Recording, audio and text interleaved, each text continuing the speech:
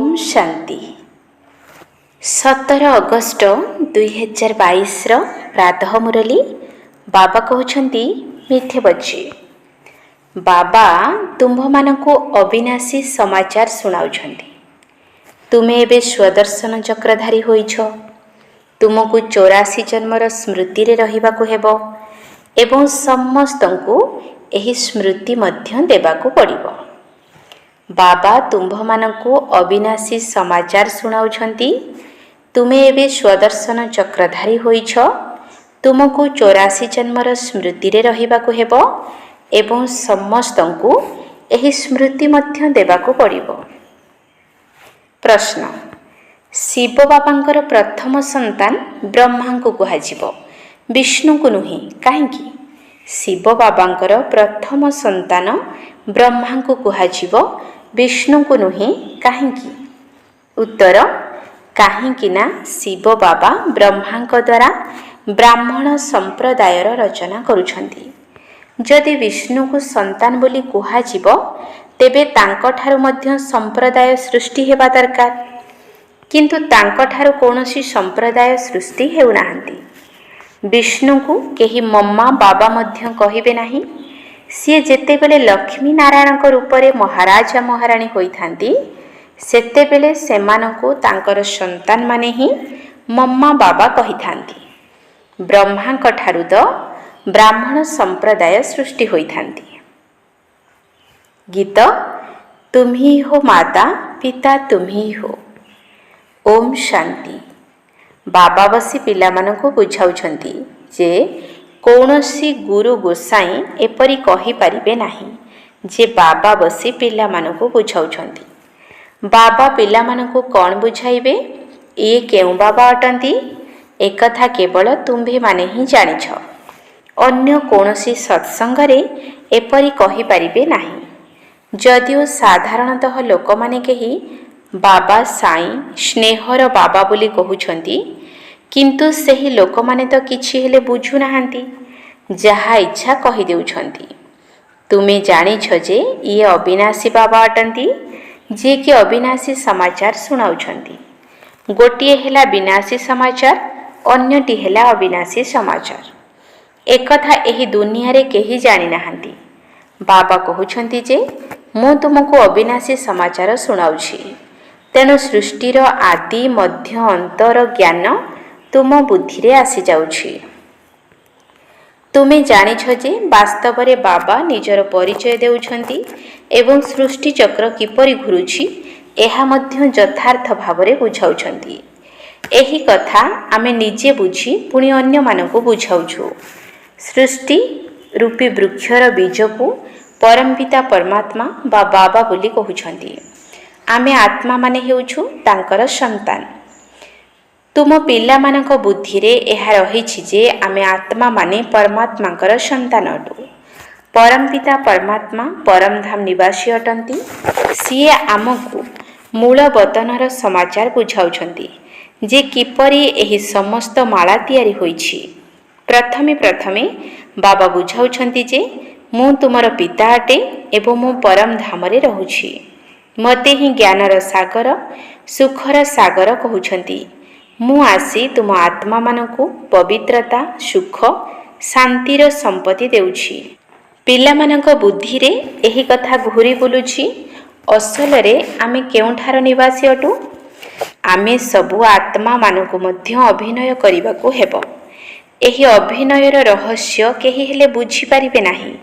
केवल कथा को मात्र कहउछंती जे पुनर्जन्म तो समस्ते नेबे एवं आत्मा एते जन्म नेई थाए। केही केही पुणी 84 लक्ष जन्म कहि देउछंती। जदि काहाको यथार्थ रूपे बुझाइब तेबे बुझिबे जे 84 जन्म ठीक अटे। 84 जन्म किपरि नेउछंती एहा बुद्धि रे रहिबा दरकार। वास्तव रे आमे सतो प्रधान थिलु, पुणी सतो रज तम गुण रे आसुछु। एबे पुणी संगम रे आमे सतो प्रधान हेउछु। ए समस्त रहस्य निश्चित तुम पिला मानक बुद्धि रे थिबो। सेथिपाई तो स्वदर्शन चक्रधारी कहा जाउछि। एही कथा तो बहुत सहज अटे। ଯାହାଦ୍ୱାରା ବୁଢ଼ୀମାନେ ମଧ୍ୟ ବୁଝାଇ ପାରିବେ ଯେ ବାସ୍ତବରେ ଆମେ 84 ଜନ୍ମ ନେଇଛୁ, ଆଉ କୌଣସି ଧର୍ମବାଲା ମନୁଷ୍ୟ ଏତିକି ଜନ୍ମ ନେଉନାହାନ୍ତି। ଏକଥା ମଧ୍ୟ ବୁଝାଇବାକୁ ହୋଇଥାଏ ଯେ ଏବେ ଆମେ ବ୍ରାହ୍ମଣ ଅଟୁ, ପୁଣି ଦେବତା, କ୍ଷତ୍ରିୟ, ବୈଶ୍ୟ, ଶୂଦ୍ର ହେଉଛୁ। ଉଚ୍ଚରୁ ଉଚ୍ଚ ହେଉଛନ୍ତି ଶିବ ବାବା। ଏକଥା ବର୍ତ୍ତମାନ ତୁମ ବୁଦ୍ଧିରେ ଅଛି। ଏହିପରି ଆମେ ପୁନର୍ଜନ୍ମ ନେଉଛୁ। ପୁନର୍ଜନ୍ମକୁ ତ ନିଶ୍ଚିତ ମାନିବାକୁ ପଡ଼ିବ। ଏବେ ତୁମକୁ ନିଜର 84 ଜନ୍ମ ଅଭିନୟର ସ୍ମୃତି ମନେ ପଡ଼ିଯାଉଛି। ବୁଢ଼ୀମାନଙ୍କ ପାଇଁ ମଧ୍ୟ ଏହି କଥା ବୁଝାଇବା ବହୁତ ସହଜ ଅଟେ। ତୁମକୁ କୌଣସି ବହି ଆଦି ପଢ଼ିବାର ଆବଶ୍ୟକତା ନାହିଁ। ବାବା ବୁଝାଉଛନ୍ତି ଯେ ତୁମେ 84 ଜନ୍ମ କିପରି ନେଉଛ। ତୁମେ ହିଁ ଦେବୀ ଦେବତା ଥିଲ। 8 ଜନ୍ମ ସତ୍ୟ ଯୁଗରେ, 12 ଜନ୍ମ ତ୍ରେତାରେ, 63 ଜନ୍ମ ଦ୍ୱାପର କଳିଯୁଗରେ ନେଲ ଏବଂ ତୁମର ଏହି ଗୋଟିଏ ଜନ୍ମ ସବୁଠାରୁ ଶ୍ରେଷ୍ଠ ଅଟେ। ତେଣୁ ଏ କଥା ସହଜରେ ବୁଝିପାରୁଛ ନା? କୁରୁକ୍ଷେତ୍ରର ବୁଢ଼ୀ ମାତାମାନେ ମଧ୍ୟ ବୁଝୁଛ ନା? କୁରୁକ୍ଷେତ୍ରର ନାମ ପ୍ରସିଦ୍ଧ ଅଟେ। ବାସ୍ତବରେ ଏହା କର୍ମକ୍ଷେତ୍ର ଅଟେ। ସେହି କୁରୁକ୍ଷେତ୍ର ତ ଗୋଟିଏ ଗାଁ, କିନ୍ତୁ ଏହା ହେଉଛି କର୍ମ କରିବାର କ୍ଷେତ୍ର। ଏଠାରେ ଏବେ ଲଢ଼େଇ ଆଦି ଲାଗିନାହିଁ। ତୁମେ ଏହି ସମଗ୍ର କୁରୁକ୍ଷେତ୍ରକୁ ଜାଣିଛ। ଏଠାରେ ଗୋଟିଏ ସ୍ଥାନରେ ହିଁ ବସି ରହିଥାନ୍ତି। ବାବା ବତାଉଛନ୍ତି ଯେ ଏହି ସମସ୍ତ କର୍ମକ୍ଷେତ୍ର ଉପରେ ରାବଣର ରାଜ୍ୟ ଚାଲିଛି। ଏହିଠାରେ ମଧ୍ୟ ରାବଣକୁ ଜଳାଉଛନ୍ତି। ରାବଣର ଜନ୍ମ ମଧ୍ୟ ଏହିଠାରେ ହୋଇଥାଏ। ସେହିପରି ଏଠାରେ ହିଁ ଶିବ ବାବାଙ୍କର ଜନ୍ମ ହୋଇଥାଏ। ଏହିଠାରେ ହିଁ ଦେବୀ ଦେବତାମାନେ ଥିଲେ। ପୁଣି ସେହି ଦେବତାମାନେ ପ୍ରଥମେ ପ୍ରଥମେ ବାମ ମାର୍ଗରେ ଯାଉଛନ୍ତି। ବାବା ମଧ୍ୟ ଏହି ଭାରତକୁ ହିଁ ଆସୁଛନ୍ତି। ଭାରତର ବହୁତ ବଡ଼ ମହିମା ରହିଛି। ବାବା ଏହି ଭାରତରେ ହିଁ ବସି ବୁଝାଉଛନ୍ତି, ପିଲାମାନେ, ତୁମେ 5000 ବର୍ଷ ପୂର୍ବରୁ ଆଦି ସନାତନ ଦେବୀ ଦେବତା ଧର୍ମର ଥିଲ, ରାଜ୍ୟ କରୁଥିଲ। ସେମାନଙ୍କ ମଧ୍ୟରୁ ପ୍ରଥମ ନମ୍ବରରେ ଲକ୍ଷ୍ମୀ ନାରାୟଣ ଏହି ବିଶ୍ୱରେ ରାଜ୍ୟ କରୁଥିଲେ। ସେମାନେ ରାଜ୍ୟ କରିବାର 5000 ବର୍ଷ ହୋଇଗଲାଣି। ତାଙ୍କୁ ବିଶ୍ୱ ମହାରାଜନ, ବିଶ୍ୱ ମହାରାଣୀ କୁହାଯାଉଥିଲା। ସେଠାରେ ଅନ୍ୟ କୌଣସି ଧର୍ମ ତ ନଥିଲା। ତେଣୁ ସେଠାରେ ଯେଉଁମାନେ ବି ରାଜା ହେବେ, ସେମାନେ ବିଶ୍ୱ ମହାରାଜନ ହିଁ ବୁଲାଇବେ। ପୁଣି ଇଏ ଅମୁକ ଗାଁର, ଇଏ ଅମୁକ ଗାଁର କୁହାଯାଇଥାଏ। ତୁମେ ଜାଣିଛ ଯେ ଆମେ ବିଶ୍ୱର ରାଜ୍ୟ ନେଉଛୁ। ତୁମକୁ ବାବା ବୁଝାଇଛନ୍ତି ଯେ ତୁମେ ଯମୁନା କୂଳରେ ରାଜ୍ୟ କରୁଥିଲ। ବୁଦ୍ଧିରେ ଏହି କଥା ମନେ ରଖିବାକୁ ହେବ ଯେ 4 ଯୁଗ ଏବଂ 4 ବର୍ଣ୍ଣ ରହିଛି। ପଞ୍ଚମରେ ଏହି ଲିପି ଯୁଗ ବା ଅଧିଯୁଗ ଅଟେ, ଯାହାକୁ କେହି ଜାଣିନାହାନ୍ତି। ମୁଖ୍ୟ ହେଉଛି ବ୍ରାହ୍ମଣ ଧର୍ମ। ବ୍ରହ୍ମା ମୁଖବଂଶାବଳୀ ବ୍ରାହ୍ମଣ ଅଟନ୍ତି। ବ୍ରହ୍ମା କେବେ ଆସିଲେ? ଯେବେ ବାବା ସୃଷ୍ଟି ରଚନା କରିବେ, ତେବେ ପ୍ରଥମେ ନିଶ୍ଚିତ ବ୍ରାହ୍ମଣ ଆବଶ୍ୟକ ନା? ଏମାନେ ହେଲେ ପ୍ରତ୍ୟକ୍ଷ ଭାବରେ ବ୍ରହ୍ମାଙ୍କର ମୁଖବଂଶାବଳୀ। ବ୍ରହ୍ମା ହେଲେ ଶିବ ବାବାଙ୍କର ପ୍ରଥମ ସନ୍ତାନ। କ'ଣ ବିଷ୍ଣୁଙ୍କୁ ମଧ୍ୟ ସନ୍ତାନ ବୋଲି କହିବା? ନା, ଯଦି ଇଏ ସନ୍ତାନ ହେବେ, ତେବେ ଏହାଙ୍କ ଠାରୁ ମଧ୍ୟ ସମ୍ପ୍ରଦାୟ ସୃଷ୍ଟି ହେବେ। କିନ୍ତୁ ଏହାଙ୍କ ଠାରୁ ତ ସମ୍ପ୍ରଦାୟ ସୃଷ୍ଟି ହେଉନାହିଁ। ନା, ଏହାଙ୍କୁ ମମା ବୋଲି କହିବା। ସେଠାରେ ତ ମହାରାଜା ମହାରାଣୀଙ୍କର ଗୋଟିଏ ସନ୍ତାନ ହୋଇଥାଏ। ଏହା କର୍ମଭୂମି ଅଟେ। ଏଠାରେ ପରମପିତା ପରମାତ୍ମାକୁ ଆସି କର୍ମ କରିବାକୁ ପଡ଼ିଥାଏ। ନଚେତ୍ ଯାହାଙ୍କର ଏତେ ମହିମା ରହିଛି, ସେ ଆସି କେଉଁ କର୍ମ କରୁଛନ୍ତି? ତୁମେ ଦେଖୁଛ ଯେ ଶିବ ଜୟନ୍ତୀର ମଧ୍ୟ ଗାୟନ କରାଯାଉଛି। ଯଦିଓ ଶିବ ପୁରାଣ ଲେଖାଯାଇଛି, କିନ୍ତୁ ସେଥିରେ ଲେଖାଥିବା କଥା କିଛି ବୁଝି ହେଉନାହିଁ। ମୁଖ୍ୟ ହେଲା ଗୀତା। ତୁମେ ଭଲ ଭାବରେ ଜାଣିଗଲଣି ଯେ କିପରି ଶିବ ବାବା ଆସୁଛନ୍ତି। ସେଥିପାଇଁ ବ୍ରହ୍ମା ମଧ୍ୟ ନିଶ୍ଚିତ ରହିବା ଦରକାର। ତେବେ ବ୍ରହ୍ମା କେଉଁଠାରୁ ଆସିଲେ? ସୂକ୍ଷ୍ମ ବତନରେ ତ ସମ୍ପୂର୍ଣ୍ଣ ବ୍ରହ୍ମା ରହିଛନ୍ତି। ଏହି କଥାରେ ଲୋକେ ଅଟକି ଯାଉଛନ୍ତି। ବ୍ରହ୍ମାଙ୍କର କର୍ତ୍ତବ୍ୟ କ'ଣ? ସେ ସୂକ୍ଷ୍ମ ବତନରେ ରହି କ'ଣ କରୁଥିବେ? ବାବା ବୁଝାଉଛନ୍ତି ଯେ ଇଏ ଯେବେ ବ୍ୟକ୍ତ ରୂପରେ ରହୁଛନ୍ତି, ତେବେ ଏହାଙ୍କ ଦ୍ୱାରା ମୁଁ ଜ୍ଞାନ ଦେଉଛି। ପୁଣି ଏହି ଜ୍ଞାନ ନେଇ ନେଇ ଫରିସ୍ତା ହୋଇଯାଉଛନ୍ତି। ତାହା ହେଉଛି ବ୍ରହ୍ମାଙ୍କର ସମ୍ପୂର୍ଣ୍ଣ ରୂପ।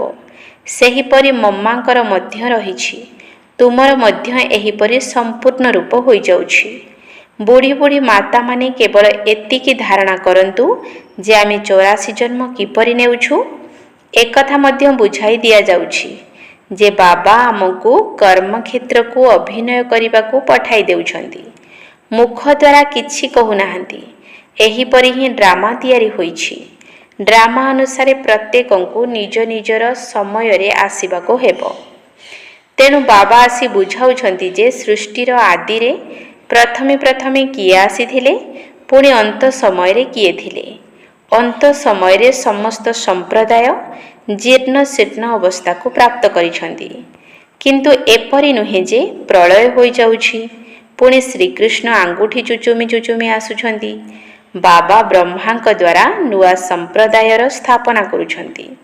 ସେହିପରି ପରମପିତା ପରମାତ୍ମା ଏହି ଦୈବୀ ସୃଷ୍ଟିର ରଚନା କିପରି କରୁଛନ୍ତି, ଏକଥା ତୁମେ ହିଁ ଜାଣିଛ।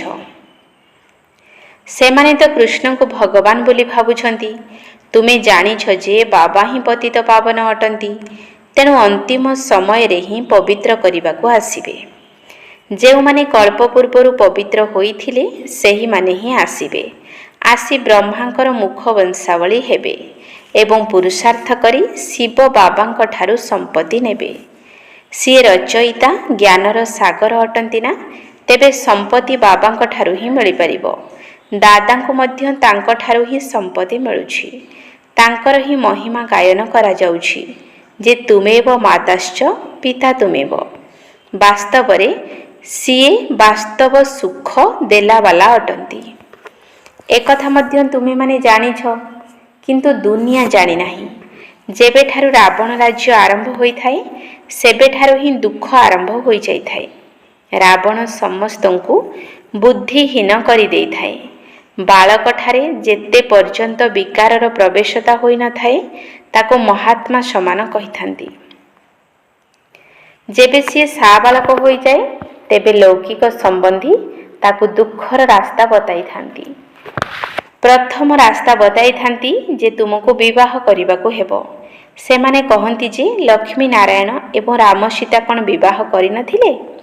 କିନ୍ତୁ ସେମାନଙ୍କୁ ଜଣା ନାହିଁ ଯେ ସେମାନଙ୍କର ପବିତ୍ର ପ୍ରବୃତ୍ତି ମାର୍ଗ ଥିଲା। ଏହା ଅପବିତ୍ର ପ୍ରବୃତ୍ତି ମାର୍ଗ ଅଟେ। ସେମାନେ ତ ପବିତ୍ର ସ୍ୱର୍ଗର ମାଲିକ ଥିଲେ। ଆମ୍ଭେମାନେ ତ ପତିତ ନରକ ମାଲିକ ଅଟୁ। ଏହି ଖିଆଲ ସେମାନଙ୍କ ବୁଦ୍ଧିରେ ଆସୁନାହିଁ। ତୁମେ ଭାରତର ମହିମା ଶୁଣାଉଛ ଯେ କ'ଣ ଏକଥା ଭୁଲିଗଲଣି ଯେ ଭାରତ ସ୍ୱର୍ଗ ଥିଲା? ଏଠାରେ ଆଦି ସନାତନ ଦେବୀ ଦେବତା ଧର୍ମ ଥିଲା। ସମସ୍ତେ ପବିତ୍ର ଥିଲେ। ସେଥିପାଇଁ ତ ଅପବିତ୍ରମାନେ ତାଙ୍କ ପାଖରେ ମୁଣ୍ଡ ନୁଆଉଛନ୍ତି। ପତିତ ପାବନ ବାବା ହିଁ ପବିତ୍ର ଦୁନିଆର ସ୍ଥାପନା କରୁଛନ୍ତି। ବାସ୍ତବରେ ଏହି ଭାରତ ପବିତ୍ର ଥିଲା। ଏବେ ତ ମୁଖ ଦ୍ୱାରା କହିଲେଣି ଯେ ଆମେ ପତିତ ଅଟୁ। ଯଦି କୌଣସି ଲଢ଼େଇ ଆଦି ହୁଏ ତେବେ ଶାନ୍ତି ପାଇଁ ଯଜ୍ଞ ରଚନା କରନ୍ତି। ମନ୍ତ୍ର ମଧ୍ୟ ଏହିପରି ଜପ କରିଥାନ୍ତି, କିନ୍ତୁ ଶାନ୍ତିର ଅର୍ଥ ବୁଝୁନାହାନ୍ତି। ଏହା ମଧ୍ୟ ବହୁତ ସହଜ। ଯଦି ଈଶ୍ୱରଙ୍କୁ ପିତା କହୁଛନ୍ତି ତେବେ ଏମାନେ ସନ୍ତାନ ହେଲେ ନା। ସିଏ ଆମ ସମସ୍ତଙ୍କର ପିତା ଅଟନ୍ତି। ତେଣୁ ଆମେ ସମସ୍ତେ ଭାଇ ଭାଇ ହେଲୁ ନା। ବାସ୍ତବରେ ଆମେ ପ୍ରଜାପିତା ବ୍ରହ୍ମାଙ୍କର ମୁଖ ବଂଶାବଳୀ ଭାଇ ଭଉଣୀ ଅଟୁ। ସତ୍ୟ ଯୁଗରେ ତ ମୁଖ ବଂଶାବଳୀ ହୋଇନଥାଏ। କେବଳ ସଙ୍ଗମ ଯୁଗରେ ହିଁ ମୁଖ ବଂଶାବଳୀ ହେବା ଦ୍ୱାରା ଭାଇ ଭଉଣୀ ବୋଲାଉଛ। ବାବା କହୁଛନ୍ତି ମୁଁ କଳ୍ପ କଳ୍ପ ଧରି କଳ୍ପର ସଙ୍ଗମ ଯୁଗରେ ସାଧାରଣ ବୃଦ୍ଧ ଶରୀରରେ ପ୍ରବେଶ କରୁଛି, ଯାହାଙ୍କର ନାମ ପୁଣି ବ୍ରହ୍ମା ରଖୁଛି, ଯିଏ ପୁଣି ଏହି ଜ୍ଞାନକୁ ଧାରଣ କରି ଅବ୍ୟକ୍ତ ସମ୍ପୂର୍ଣ୍ଣ ବ୍ରହ୍ମା ହେଉଛନ୍ତି। ସେହି ବ୍ରହ୍ମା ହିଁ ଅଟନ୍ତି। ତେଣୁ ଏଠାରେ ଦ୍ୱିତୀୟ ବ୍ରହ୍ମା କଥା କିଛି ନାହିଁ। ବ୍ରାହ୍ମଣ ପୁଣି ସେହି ଦେବତା ହେଉଛନ୍ତି। ପୁଣି ଚକ୍ର ଲଗାଇ ଅନ୍ତିମ ସମୟରେ ଆସି ଶୂଦ୍ର ହେଉଛନ୍ତି। ପୁଣି ବ୍ରହ୍ମାଙ୍କ ଦ୍ୱାରା ବାବା ବ୍ରାହ୍ମଣ ରଚନା କରୁଛନ୍ତି। ବୁଢ଼ୀମାନଙ୍କ ପାଇଁ ମଧ୍ୟ ବ୍ରାହ୍ମଣୀମାନଙ୍କୁ ପରିଶ୍ରମ କରିବାକୁ ପଡ଼ିବ। ଆମେ 84 ଜନ୍ମର ଚକ୍ର ପୂରା କରିଛୁ, ଏହି କଥା ତ ବୁଝିପାରୁଛ ନା। ବାବା କହୁଛନ୍ତି ମୋତେ ୟାଦ କର। ଏହି ଯୋଗ ଅଗ୍ନି ଦ୍ୱାରା ହିଁ ବିକର୍ମ ବିନାଶ ହେବ। ବାବା ସବୁ ଆତ୍ମାମାନଙ୍କୁ କହୁଛନ୍ତି ଯେ ମୋତେ ୟାଦ କର। ଶିବ ବାବା କହୁଛନ୍ତି ହେ ଭାଗ୍ୟବାନ ଆତ୍ମିକ ତାରକାମାନେ, ହେ ଶାଳଗ୍ରାମମାନେ, ତୁମ୍ଭମାନଙ୍କ ବୁଦ୍ଧିରେ ବାବା ଏହି ଜ୍ଞାନ ଭରପୁର କରୁଛନ୍ତି। आत्मा शुणुछि एवं परमात्मा बाबा ब्रह्मा को मुख द्वारा शुणाउछंती। जदि ब्रह्मा द्वारा स्थापना हुए तेबे निश्चित ये मनुष्य ही होइथिबे एवं बूढ़ा मध्य होइथिबे। ब्रह्मा को मध्य सर्वदा बूढ़ा रूपरे देखाई थांती। कृष्ण को छोट पिला बोली भावी थांती, किंतु ब्रह्मा को केबे छोट पिला बोली कहिबे नाही। तांकर केवल बालक रूप तैयारी करि न थांती, जेपरिकी लक्ष्मी नारायणकर छोट बेलर चित्र देखांती नाही, सेही परी ब्रह्मांकर मध्य देखाई न थांती। बाबा निजे कहउछंती जे मु वृद्ध शरीर रे आसुछि, तेबे तुमे पिला मानकु मध्य एही मंत्र शुणाइबाकु हेबो। शिव बाबा कहउछंती मते याद कर। शिवंकु ओ ब्रह्मांकु बाबा बोली कहउछंती, शंकरंकु केबे बाबा कहिबे नाही। सेमाने तो शिव शंकरंकु मिसाई देउछंती। तेणु एही कथा मध्य बुद्धि रे रखिबाकु हेबो जे आत्मा मानकर पिता एबे परम पिता परमात्मा आसीछंती। तेणु एही परि सहज कथा बुढ़ी मानकु बुझाइबा दरकार। बाबा प्रश्न पचारुछंती जे कल्प पूर्वरु तुमको कौन करी गढ़िथिली, तेबे एतिकी मात्र कुह जे स्वदर्शन चक्रधारी होइथिलु। बाबा को एवं सृष्टि चक्र को याद करिबा द्वारा तुमे आत्मिक विदेश को चली जीवो। एही विदेश तो दूर देश अटे ना। आमे आत्मा माने सबु दूर देश रे रहिला बाला अटु। आमर घर देख केउंठी अछि, सूर्य चंद्र रु मध्य ऊर्ध्वरे, जेउठारे कोनोसी दुख नाही। एबे तुम आत्मा मानकर घर कथा मने पडुछि। आमे सेठारे अशरीरी रहुथिलु, आमर शरीर नथिला। तेणु एही परि मने पकाई खुशी हेबा दरकार। एबे आमे निज घर को जाउछु, बाबांकर घर अर्थात आमर घर। बाबा कहउछंती जे मते याद कर एवं निजर मुक्ति धाम को मने पकाओ। वैज्ञानिक माने तो परमात्मा को बिल्कुल जानी नाहंती। बाबांकर दया आसुछि जे जदि सेमानकर कान रे किछि ज्ञान पड़िबो तेबे सेमाने मध्य शिव बाबा को याद करिवे एवं सेमानकर देह अभिमान तुटी जीवो। नररु नारायण हेबा पाई एहा सत्य कथा अटे। जदि तुमे सत्य पिता को मने पकाइब तेबे तुमे सत्य राष्ट्र मालिक होइजिबो। सत्य बाबा ही स्वर्ग स्थापन करुछंती। कहउछंती जे अन्य मानक ठारू बुद्धि जुग तुटाओ। तुमे 8 घंटा सरकारी चाकरी करुछ, ताहा ठारू मध्य एहा बहुत उच्च रोजगार अटे। केउ आडे भी जाओ, बुद्धि द्वारा एही कथा याद करिबाकु हेबो। तुम्हे माने कर्मयोगी अट। बाबा केते सहजरे बुझाउछंती। ब्रह्मा बाबा कहउछंती जे बुढ़ी मानकु देखि मु खुशी होइथाए, काहेकि ना एमाने मध्य आमर समसाथी अटंती ना। मु मालिक हेबी एवं मोर समसाथी माने मालिक हेबे नाही, एहा मध्य ठीक।